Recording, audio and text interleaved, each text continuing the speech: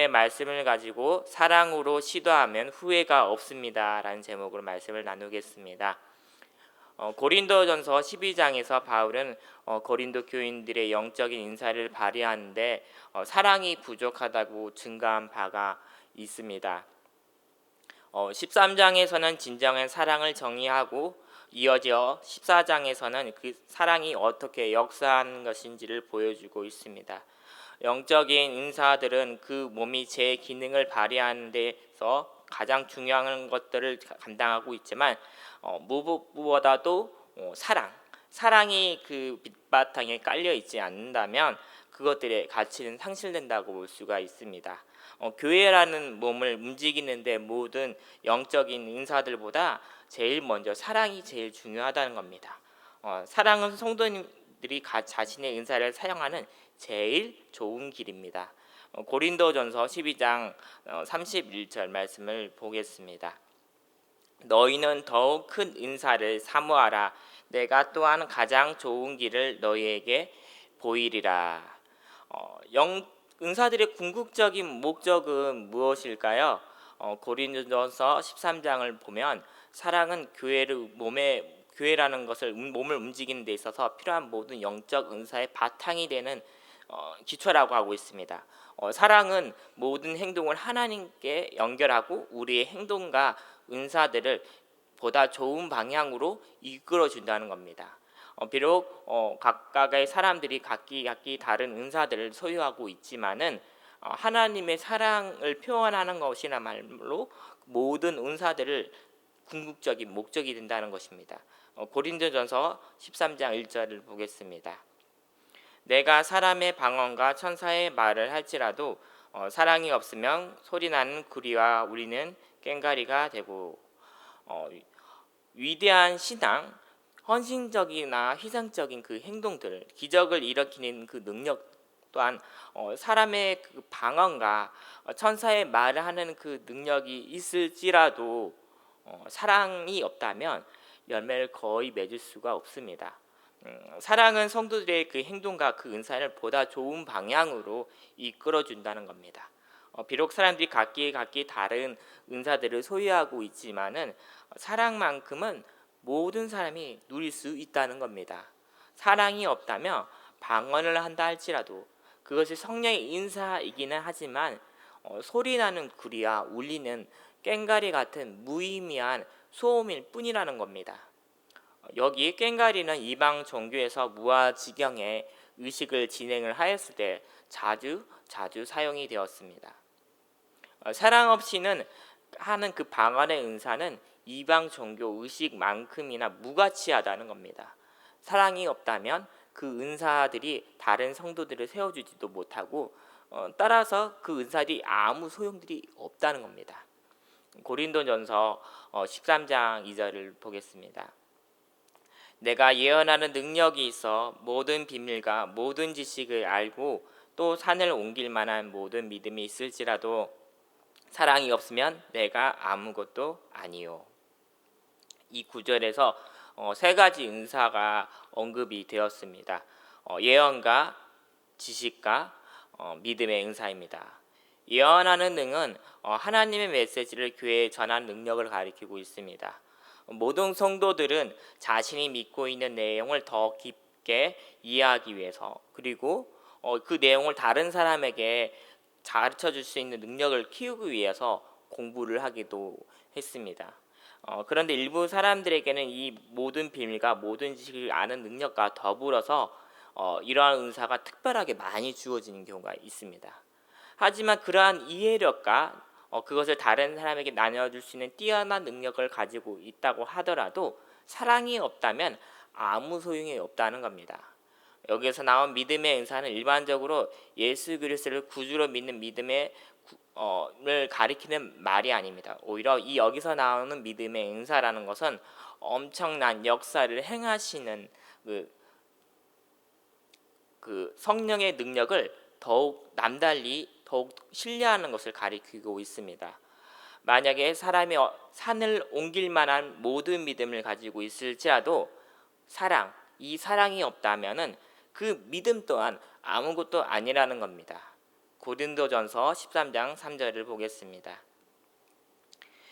내가 내게 있는 모든 것으로 구제하고 또 내 몸을 불사르게 내어줄지라도 사랑이 없으면 내게 아무 유익이 없느니라.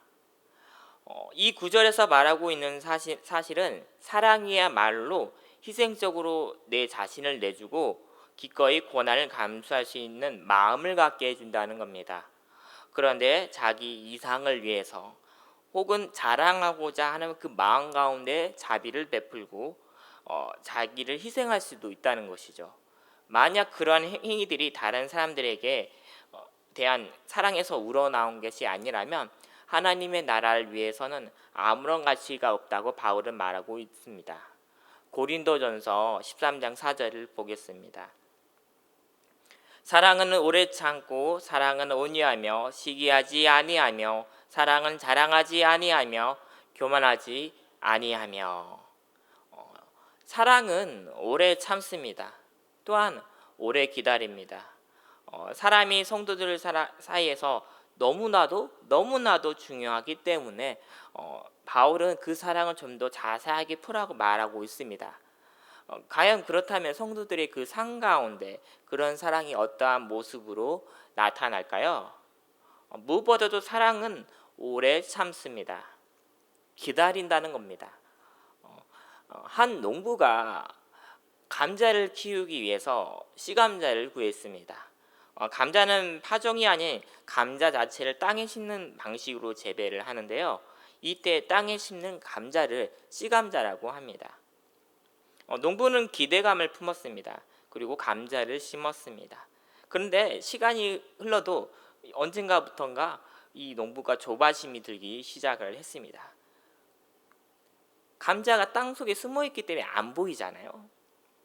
감자가 잘 크고 있는지 보고 싶은데 확인할 길이 없기 때문에 참다 못하는 농부는 어떻게 했습니까? 이 농부는 땅을 팠습니다. 그리고 감자를 일일이 다 꺼내 보았습니다. 큰 실수를 저질러 버린 것이죠. 농부가 너무 일찍 캐는 바람에 어떻게 되었습니까? 감자가 다 알이 꽉 찬 감자가 아니라 눈에 보이는 아주 조그만한 그 조약돌만한 작은 감자를 수확했던 것입니다. 이 농부의 조급함이 불러온 결과였습니다. 이게 그냥 일반적인 이야기일까요? 저와 우리도 이와 같은 실수를 하지는 않았습니까? 한번 스스로를 한번 되돌아보시고 참고 기다리는 우리가 되기를 축복드리겠습니다. 성도들 가운데 인내하는 사랑은 어떠한 모습으로 나타날까요? 이러한 사랑은 꾸준히 견디는 모습으로 나타나기도 합니다. 교회 안에 아무리 훌륭한 은사들이 존재한다고 할지라도 사랑이 없다면 사람들이 서로 참지를 못한다는 것이죠. 성질을 불같이 내고 때때로 흥분을 할 것입니다. 또한 사랑은 온유하게 나타날 수도 있습니다. 성도들 가운데 나타나는 이 온유는 어떻게 보일까요? 이러한 사랑은 다른 사람들로부터 깊게 대하고 그들에게 도움을 준다는 겁니다. 온유한 사랑은 부드럽습니다. 온순합니다. 항상 자비를 베풀어 줄 준비가 되어 있다는 겁니다. 특히 궁핍한 처지나 공경에 처한 사람들에게 더욱 그러한다는 것입니다. 그리고 사랑은 투기한 자가 되지가 않습니다. 투기는 다른 사람들에게 강한 질투심을 가리키고 있습니다. 투기한 사람은 다른 사람이 가진 것을 탐낸다는 겁니다. 이것이 고린도 교회에 안고 있던 또 다른 하나의 문제였습니다. 즉 상대적으로 열등한 은사를 가진 사람들이 더 화려한 은사를 소유한 사람들을 질투하였던 것입니다.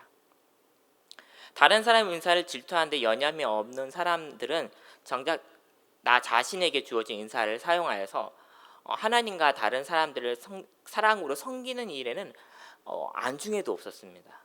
반면에 성도들 가운데 사랑이 있었다면 그들이 받은 은사가 무엇이든 간에 그것을 10분 활용을 하여서 하나님 나라의 진보를 위해서 다 같이 기쁨으로 사역을 했었을 것입니다. 또 다른 사람들이 각기 은사들을 소유하여서 그것 때문에 전체적인 사역이 이루어졌을 그거에 대해서 아마도 사랑이 있었다면 기뻐했을 것입니다. 또한 사랑은 자랑하지 않습니다. 그리고 교만하지 않습니다. 일부 성도들은 특유의 문제를 가져 있었던 반면에 반대로 화려한 은사를 가진 사람들이 있었습니다. 이러한 은사를 소유한 사람들은 자랑이나 교만의 문제들을 좀 가지고 있었습니다. 다시 말해서 자랑이야 교만도 이 고린도 교회만에 가지고 있었던 고질거리였던 것입니다. 화려한 은사를 가진 사람들이 자랑하기 시작을 한다면 그들의 은혜는 그들의 그 에너지가 사람들에게 흘러가지 않고 당연히 스스로에게 에너지가 집중을 될 수밖에 없습니다. 그렇게 되면 이 은사는 하나님의 나라가 도구를 쓸 수 있는 그 도구가 아니라 자기 발전에 대한 방편으로서 이 은사가 사용되는 경우가 많다는 겁니다. 결국에는 어떻게 될까요? 이러한 성도는 어떻게 될까요? 결국에는 교만해진다는 겁니다. 자신의 은사에 대해서 교만에 사로잡혀 있어서 자랑하는 성도는 결국 봉사를 할 수가 없습니다. 사랑이 없으면 마치 자신의 은사로 누구에게 은혜를 베풀어 주는 양 마냥 착각을 하면서 그들이 나한테 감사해야 한다고 이렇게 여긴다는 것이죠. 더 나아가 나는 그들과 달라 이렇게 생각을 하면서 우월한 생각에 사로잡혀서 있을 수도 있다는 겁니다. 러시아를 대표하는 작가 중에 한 사람이 있습니다. 알렉산드로 솔제니친이라는 사람이 있는데요. 이 사람이 쓴 이반 데스소미치 수용소의 하루라는 소설이 있습니다. 조국을 배신했다는 그 제명으로 10년의 징역형을 선고받았던 이 이반이 강제 노동 수용소에서 경험한 이야기입니다. 수용소는 정글의 법칙이 지배를 하였던 말 그대로 약육강식의 그 세상이었습니다. 남들보다 더 먹기 위해서, 남들보다 더 쉬운 일을 하기 위해서, 더 자기 위해서 죄수들은 서로가 서로의 눈치를 보면서 치열하게 경쟁을 했습니다. 그러나 모든 죄수가 이러했을까요? 그런 건 아니었습니다. 작업 종료 신호가 울려도 하던 일을 끝까지 마무리했던 사람, 다른 사람의 부탁을 좀 싫다는 내색 없이 들어주었던 사람, 수갑을 찬 손으로 자기 모자를 벗기기가 어렵기 때문에 서로의 모자를 벗겨주었던 사람 등 수용소에는 다른 사람을 배려하는 사람들도 있었던 것입니다. 이들은 자기의 삶이 아니라 다른 사람을 섬기는 삶을 살기로 결단한 자들이었습니다. 여기서 바울은 사랑이 자신보다 남을 더 위한 것이라고 정의를 합니다. 즉 사랑은 내가 다른 이들을 위해서 어떠한 행동을 할 것인지 선택을 한다는 겁니다. 사랑을 실천하고 이렇게 하기로 결심을 하고 사랑하는 저와 우리가 되기를 주님의 이름으로 축복합니다. 고린도전서 13장 5절을 보겠습니다. 무례히 행하지 아니하며 자기의 유익을 구하지 아니하며 성내지 아니하며 악한 것을 생각하지 아니하며. 사랑은 무례히 행치 아니합니다. 이 구절은 사랑은 꼴사나운 모습으로 행동하지 않는다라고 번역을 할 수도 있는데요. 이 말 속에는 사랑이 예의 없이 버릇 없이 유치하게 행동하지 않는다는 뜻이 담겨져 있습니다. 자기의 유익을 구치 아니한다는 겁니다. 자기의 유익을 구하는 사람들은 항상 자기의 마음대로 하기를 원합니다. 이기적인 것이죠. 이렇듯 자기중심적인 사람들은 자신에게 가장 좋은 것이라고 생각되는 것만을 원합니다. 이것은 사랑과 정반대의 모습인 겁니다. 그리고 사랑은 성내지 아니합니다. 성내는 사람은 매사에 신경질을 부립니다. 짜증을 내기도 한다는 것이죠. 어떤 성도가 그 은사를 발휘하는 그 과정 가운데 다른 성도를 화나게 할 수도 있습니다. 때때로는 의견 차이가 있었을 때 성낼 수도 있죠. 그것이 잘못이나 불의를 바로잡을 때 성을 내는 게 방향을 조금 바꾸게 되는 요인이 될 수도 있습니다. 하지만은 쉽게 화를 내는 사람들이 있습니다. 이렇게 쉽게 화를 내는 사람들은 사소한 문제나 인격적인 모독에 대해서 쉽게 흥분을 합니다. 이것을 스스로에게 하나님을 위해 봉사하고 은사를 활용하는 것에 이런 부분들이 종종 방해를 받기도 합니다. 또한 사랑은 악한 것을 생각하지 아니합니다. 성도들은 쉽게 성내지 않도록 스스로를 좀 다스려야 할 뿐만이 아니라 악한 것을 생각하지 않아야 합니다. 그러한 사람들은 자신에게 안 좋은 일을 마치 책에다가 하나씩 적어가면서 결과를 한번 이렇게 계산을 하고 잊지 않고 기억을 한다는 것입니다. 이러한 잘못들과 인격적인 모욕, 이런 것들을 머릿속에 기억해 두는 사람들은 다른 성도에게 원한을 품게 될 것입니다. 하지만 사랑은 사람들의 그 사소한 흠이나 결점들, 이러한 것들을 좀 깊게 헤아리고 그러한 잘못들을 저질렀을 때에도 기꺼이 잊어버린다는 겁니다. 고린도전서 13장 6절을 보겠습니다. 불의를 기뻐하지 아니하며 진리와 함께 기뻐하고. 사랑으로 행동하는 성도는 불의를 기뻐하지 않습니다. 그들은 도덕적으로 우월하다고 과시를 하지 않습니다. 다른 사람의 몰락 또한 기뻐하지 않습니다. 사랑은 그 어떠한 불의도 기뻐하지 않는다는 겁니다. 오히려 정반대로 진리와 함께 기뻐합니다. 고린도전서 13장 7절을 보겠습니다. 모든 것을 참으며 모든 것을 믿으며 모든 것을 바라며 모든 것을 견디느니라. 바울이 사랑이 하지 않은 것들을 설명한 뒤에 사랑의 4가지 적극적인 속성을 열거합니다. 무엇보다도 사랑은 모든 것을 참습니다. 성도들이 서로가 서로를 사랑하였을 때 해로운 험담들을 좀 막아줄 뿐만이 아니라 해를 입히려는 사람들에게서 서로를 보호해 준다는 겁니다. 두 번째로 사랑은 모든 것을 믿습니다. 이 말은 사랑이 결코 믿음을 잃지 않는다는 것을 의미함과 동시에 다른 사람에게 가장 유익한 것이 무엇일까 그걸 생각하고 기꺼이 한다는 뜻을 가지고 있습니다. 세 번째로 사랑은 모든 것을 바랍니다.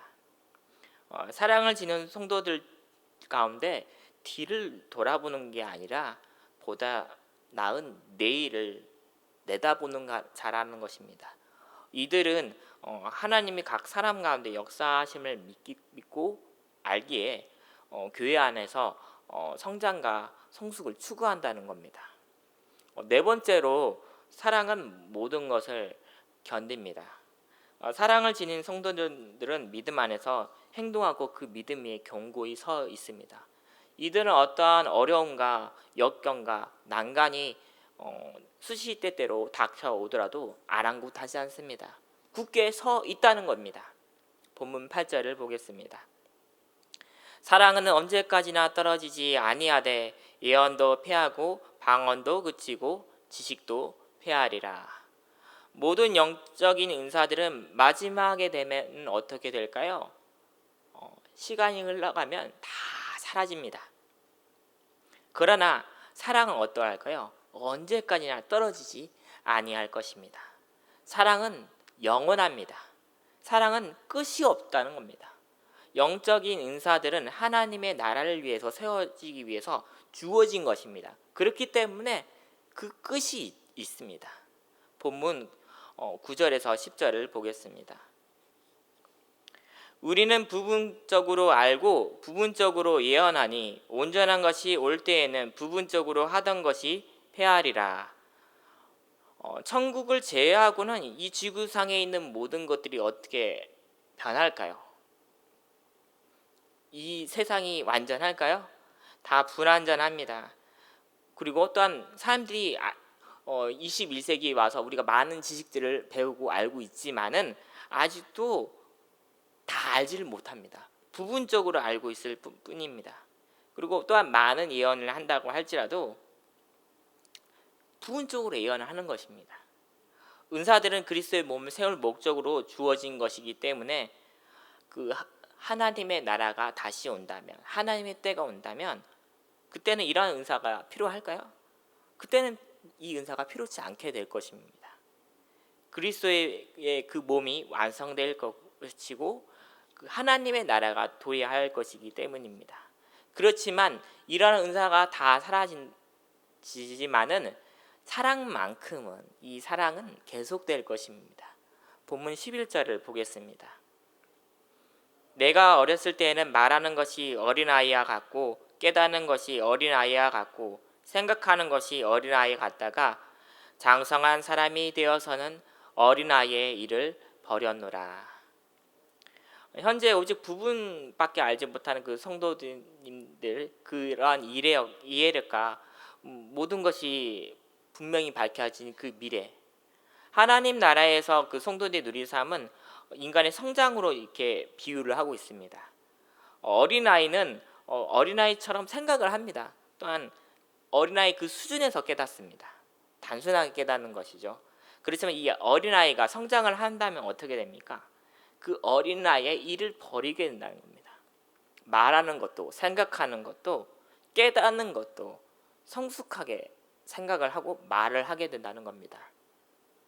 따라서 지금 저와 여러분 그리고 성도님들도 어린아이처럼 오직 부분적으로는 알고는 있지만 언젠가는 그 하나님의 그 천국의 그 때가 온다면, 하나님의 나라가 도래한다면 우리의 그 현재 이해 단계를 뛰어넘어서 분명하게 밝히 이해하게 된 날이 오게 될 것입니다. 본문 12절을 보겠습니다. 우리가 지금은 거울로 보는 것 같이 희미하나 그때에는 얼굴과 얼굴을 대하여 볼 것이요 지금은 내가 부분적으로 아나 그때에는 주께서 나를 아신 것 같이 내가 온전히 알리라. 좀 더 확실한 설명을 위해서 성도들이 현재 가진 영적인 이해를 거울로 보는 것 같이 희미한 상태로 비유하고 있습니다. 옛날에는 이렇게 좋은 거울을 사용하지 않았습니다. 금속적인 청동 거울을 사용을 했는데 거기에 비친 상이 밝히 보였을까요? 희미했습니다. 이렇게 희미하기 때문에 후에 하나님을 만나게 될 때 얼굴과 얼굴을 확연히 보는 것 같이 밝히 보여줄 것이라고 이렇게 오늘 말씀을 통해서 비유로 설명을 하고 있었던 것입니다. 장차 하나님을 얼굴과 얼굴을 대하여 볼 그때에 저와 우리가 이해할 내용과 비교해서 지금 우리가 보고 있는 내용은 어떻습니까? 보이는 세상은 어떻습니까? 나갈 장래는 좀 어떻습니까? 그야말로 우리가 보는 내용들은 희미하기가 그지가 없습니다. 앞으로 하루 이틀 한 달 후에 우리가 어떻게 될지를 아무도 모르잖아요. 그렇지만 지금 당장은 부분적으로 알고 있을 뿐입니다. 하지만 예수님이 그 재림하실 그때에는 밝히 온전히 알게 될 것입니다. 지금 하나님이 각 사람을 온전히 이해하고 계신 것처럼 성도님들은 그때에 대해서 온전히 이해하게 될 것입니다. 지금 우리가 겪고 있는 고난도 그렇습니다. 왜 나한테 이러한 고난과 역경과 어려움을 주신지 지금은 이해가 되지가 않습니다. 그렇지만 하나님을 만나게 될 그때 이래서 하나님의 이러한 어려움과 역경들을 주셨구나를 깨달을 수 있는 은혜가 있을 줄로 믿습니다. 칼바르트는 20세기를 대표하는 신학의 거장입니다. 그에게는 5명의 자녀가 있었습니다. 그 중에 둘째 아들 마티아스가 알프스 산맥을 등반을 하다가 추락사했습니다. 이 둘째 아들은 이제 신학교에 들어간 20살의 청년이었습니다. 칼바르트는 처참하게 망가진 그 아들의 시선을 보면서 마음이 찢어질 같은 고통을 느꼈습니다. 그러나 그는 그 아들을 잃는 슬픔에도 끝까지 흔들리지 않는 믿음을 보여주었습니다. 1941년 6월 25일 그들은 아들의 장례식에서 고린도전서 13장 12절의 말씀을 가지고 삶의 시간인 지금과 죽음 이후의 시간인 그때에 대해서 설교를 했습니다. 그 설교의 내용을 일부를 제가 읽겠습니다. 그때는 지금과 아주 가까이 있습니다.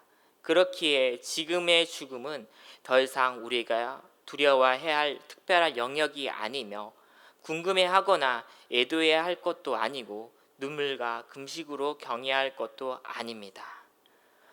이 본문에서 두 개의 시간, 즉 지금과 그때의 시간이 대조를 이루고 있습니다. 지금은 거울을 보는 것처럼 희미하고 안 보이지만은 그때는 서로 얼굴을 보는 것 같이 밝히 분명해지고 지금 부분적인 그것도 그때는 온전히 알게 될 것입니다. 본문 13절을 보겠습니다.